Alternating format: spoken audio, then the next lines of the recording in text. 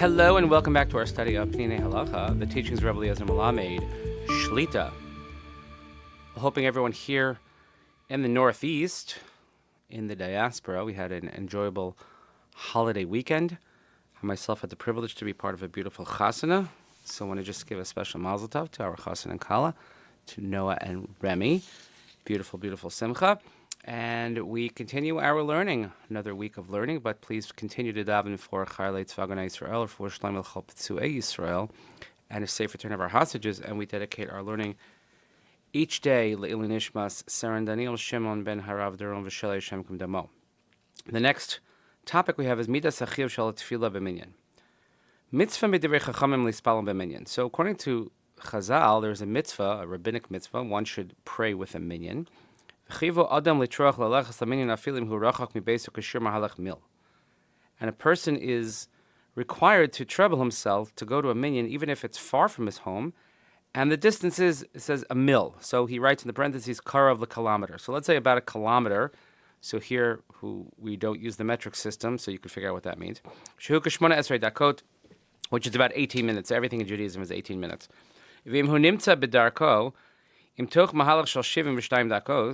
If he is on his way, or he's on the road, and in the course of his traveling, it's 72 minutes away, which is 4 mil, and in the course of that time period, he's going to go to a place where there is a minyan. So even though he wants to stop for rest, but he should really continue going, and he should try and reach the minyan. But if, let's say, the minyan is not on his way, then you only have to deviate from your path 18 minutes, the distance of 1 mil or that kilometer, in order to attend a minyan. But one who regularly travels in a car, so some say you have to take the distance of 18 minutes of traveling in the car. And let's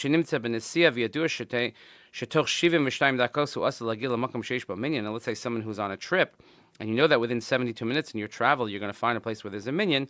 You should try and travel until you reach the minyan.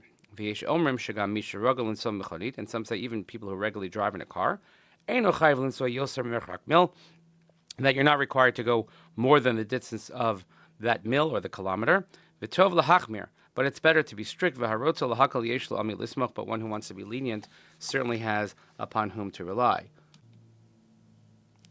So, of course, these are topics which are applicable when we're out of our regular routine, let's say. Part of our routine generally, certainly for the Jewish male, is davening with a minyan, and we try to build our day around that, or certainly we build the places that we live around that. But let's continue. So let's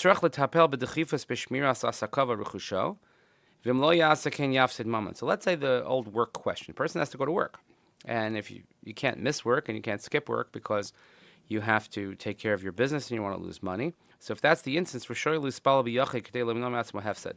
so meaning that if going to minyan would preclude him from going to work or being work on time, then he's allowed to daven alone so he doesn't incur a loss.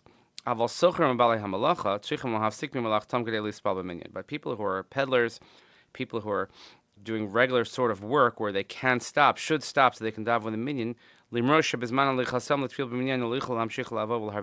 that during the period of traveling and davening with the minyan, they won't be able to make any sales. Only if they're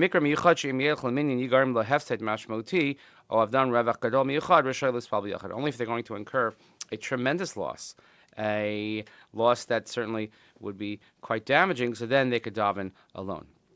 So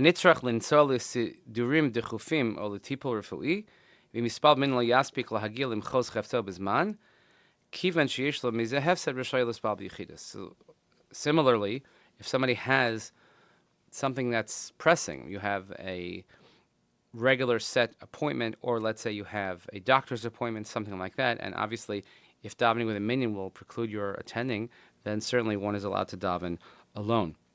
And the note here, again, it's one of the classic long notes here in the Peninei Halacha, we discuss very, very particular time frames in terms of traveling, cars, etc.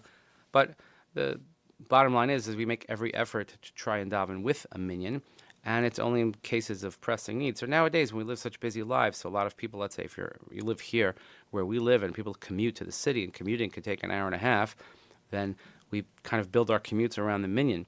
Sometimes if it's the Minyan before we go to the city, or some people will go early to the city so that they could have a Minyan in the city, something like that, but we try our very best to make Tefillah with a Minyan possible, as it's considered, as we've been mentioning, a greater form of tefillah than davening alone, and davening alone is only bidi evet. So with that, we will conclude today's session. Thank you so much for joining us, and please continue davening for Chalei Tzvagan Israel, for Shalom L'chol Petzuei Israel, safe return of our hostages. Ili Nishmat, Saren, Daniel, Shimon, Rav Doron, V'Sheli, Shem Kim Damo. Again, thank you so much for joining us. See you here next time. Have a most wonderful day, and stay warm.